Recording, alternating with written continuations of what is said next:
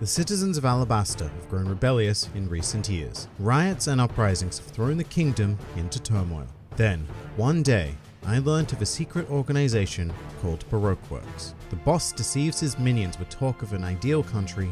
However, the true aim of Baroque Works is the conquest of Alabasta.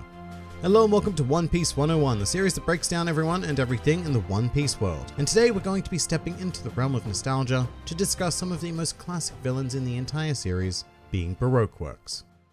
Baroque Works is a criminal organization that operated within the first half of the Grand Line and were introduced into the series during the Reverse Mountain arc, going on to serve as the primary antagonist for the entirety of the Alabasta saga. The group was founded by former warlord of the sea Sir Crocodile with the sole goal of throwing the kingdom of Alabasta into civil war, so that he could take advantage of the chaos to reach a poneglyph said to detail the location of the ancient weapon Pluton. And in order to achieve this, Crocodile crafted an incredibly complex and secretive society in which members were primarily anonymous, and in fact up until the climax of the plan, the large majority of even Baroque Works' upper staff had no idea that they were in fact working for Sir Crocodile, who was only referred to by the codename of Mr. Zero. And these codenames would become a common feature through the top two tiers of agents within the organization, which were referred to as the Frontier and Officer agents respectively. These individuals were placed in paired cells with a male member being given a number and a female member being referred to as a day of the week or a holiday, with the holiday name typically denoting a higher rank than the standard day of the week codenames. So to see this naming scheme in action, let's begin by examining the Frontier agents. And the lowest ranking member we actually met in the series was Mr. 11. You may recognize him as the member who was captured by Smoker, but a fun little often neglected fact is that he also ended up dueling Tashigi and he lost, thus losing his Mato Blade Kashu in the process. But of course Mr. 11 went on to be assassinated by another branch of Baroque Works, which we'll get into in a bit, but for now it's important to note that his Frontier partner was Miss Thursday, although unfortunately we have never seen her because she ran away when the pair encountered Smoker's unit. And just while we're on the topic of unknown agents, rather unfortunately we've never met Mr. 12 or his partner Miss Saturday either, although they were briefly mentioned by Vivi.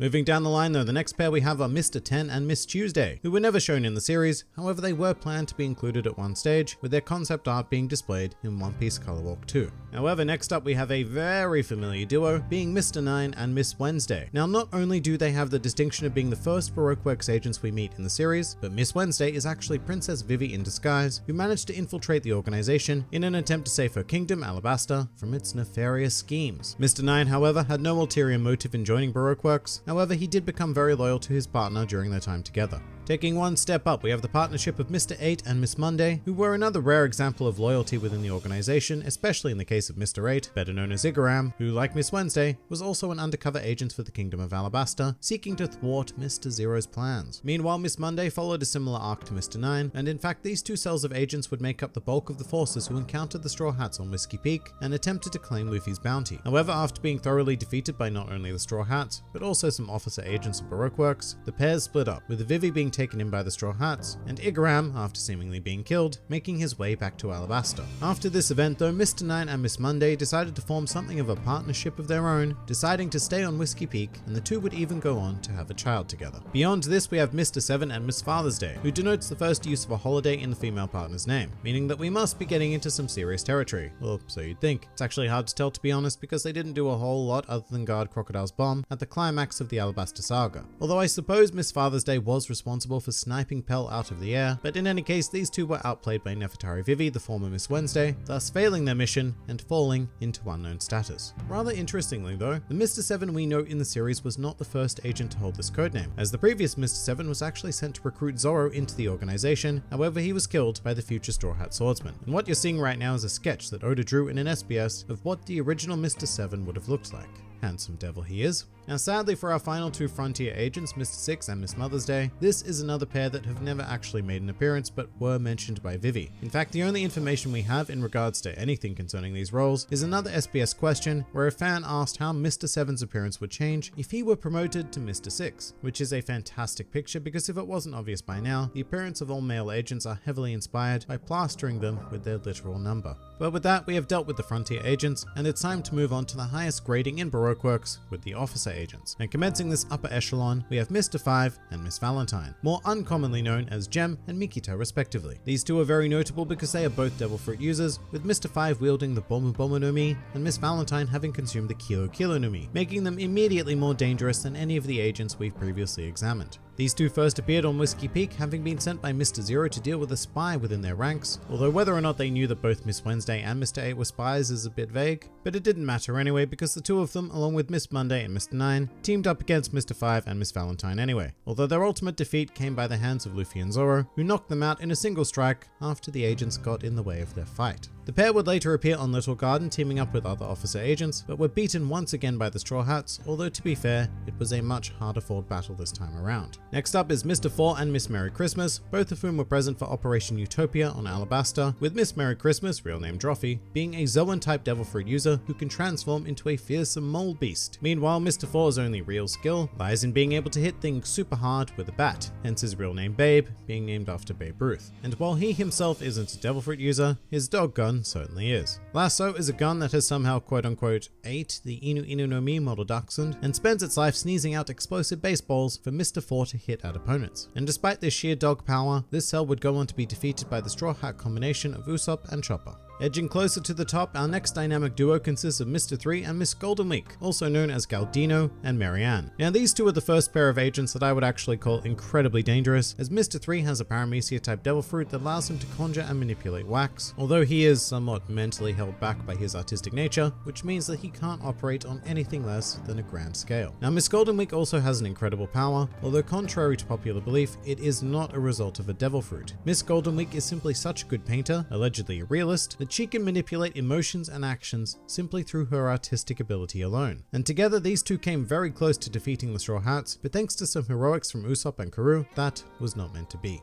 Then we move to Mr. 2, Bon Clay, whose real name is Bentham. He is a unique existence within Baroque works because he does not have a partner, as he represents both male and female due to his Okama nature. As a result, he gets assigned a combination of codenames, being a number and a holiday. So Mr. 2 is obvious, but in case you're not aware, Bon Clay is a specific night of the Obon festival. Now holding on to one of the highest strengths within the organization, Bon Clay holds some amazing skills both in his combative abilities of Okama Kempo, as well as his devil fruit, the Mane Mane no Mi, which essentially allows him to take on the appearance of others, which he mainly used to impersonate the King of Alabasta and was an integral aspect in sparking the nation's civil war. However, during Operation Utopia, he was defeated in combat by Sanji. And finally, for the officer agents, we have Mr. 1 and Miss Doublefinger, being Dust Bones and Zala. Both of these figures are devil fruit users of the Super Super no Mi and the Toge Toge no Mi respectively, and their powers are incredibly handy for conducting assassinations. Despite this, Miss Doublefinger would go on to be bested by Nami, while Mr. 1 was impossibly cut down by Zoro. But then of course we arrive back at the top with Sir Crocodile as Mr. Zero, but he also had a partner, codenamed Miss All Sunday, better known these days as Nico Robin, archaeologist of the Straw Hats. However, Baroque Works is a bit more expansive than this, featuring two much larger groups of individuals known as the Millions and the Billions. In total, there were 1,800 Millions serving in Baroque Works, all of whom also seem to adopt codenames, with the ones we're aware of being Miss Katharina, Mr. Beans, and Mr. Shimizu. Now, as for the Billions, they are rather counterintuitively a higher rank than the Millions, and there were about 200 of them in existence. I say counterintuitively because you'd think that there would be more Billions than there are Millions, but whatever. And just like the Millions, we only know the names of three of them, which are Mr. Mellow, Akumai, and Mr. Love, who quite notably wears a jacket declaring his love for Miss Valentine at all times. Billions are very interesting though because they are the group directly in line to be promoted to Frontier agents, and each of them is actually said to be about as strong as the agents who were assigned numbers higher than 10. So that would be Mr. 11, Miss Thursday, Mr. 12, and Miss Saturday. In fact, speaking of Mr. 11, the Billions are the group responsible for killing him, although most of the Billions were defeated in an instant by Port Gasti Ace, unleashing a fierce Hicken upon them. And the final faction we need to consider are the Unluckies. These two creatures, being codenamed Mr. 13 and Miss Friday, serve primarily as personal messengers for Crocodile himself. However, they are also charged with executing agents who fail or betray the organization. These two were eventually defeated by Sanji on Little Garden and were captured by the Marines, who bribed them with a nice hot bowl of donburi to provide information on Baroque Works agents. Now, as you've been informed, Baroque Works was mainly quashed by the Straw Hats, who helped stop the Civil War in Alabasta, with Monkey D. Luffy going on to beat Sir Crocodile, who was then arrested along with many of his top officer agents. However, this was certainly not the end for the organization, as their story continued in the Miss Golden Week's Meet Baroque Works cover story, in which Marianne leads a rescue mission to break her former colleagues out of jail, leading to great success for all but Crocodile and Dust Bones, who for no satisfactorily given reason decide to remain in jail, and Mr. 3 and Bon Clay are captured in the process, with all four of them being sentenced to Impel Down. For the agents who did escape though, they all settled down together and started a business known as Spider's Cafe, which was named after one of their previous meeting spots. And as far as we're aware, to this day, the agents are still running their business. For the others though, they would go on to be a prominent feature of the Impel Down arc, with Galdino, Dust, Bones, Crocodile, and of course Bon Clay becoming members of Luffy's jailbreak gang. And Bon Clay even went so far as to quote-unquote sacrifice himself to impersonate the warden in order to allow them to escape. And when I say quote-unquote sacrifice, I mean that he somehow survived his encounter with Magellan and remains in Impel Down to this day as the new queen of level 5.5. Meanwhile, the other three went on to be present at Marineford for the Paramount War, with Galdino being the one who ultimately provided the key to Ace's freedom, however brief that freedom was, and after the war, he went on to join the crew of Buggy the Clown, who received an invitation to become a warlord of the sea. During this time, Crocodile and Daz Bones very much formed their own separate party, although they did both assist Luffy directly, and following the conclusion of the war, they both entered the New World, where they are still lurking at the time of this recording. Some more fun facts about Baroque works. During the end portion of the Miss Golden Week cover story, she activated a special colors trap that revealed the dreams of most of the officer agents, including Mr. One's dream to become a superhero and Crocodile's dream to become the Pirate King.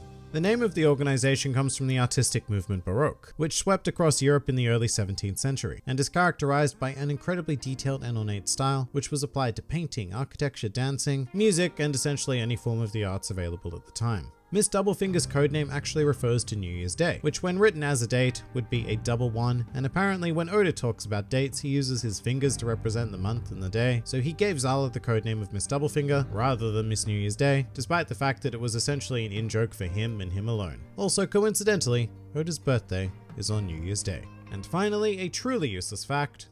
In the second One Piece movie, being Clockwork Island Adventure, a representative from Baroque Works was allegedly present, as the organization's Jolly Roger can be seen behind the Going Merry when it is captured.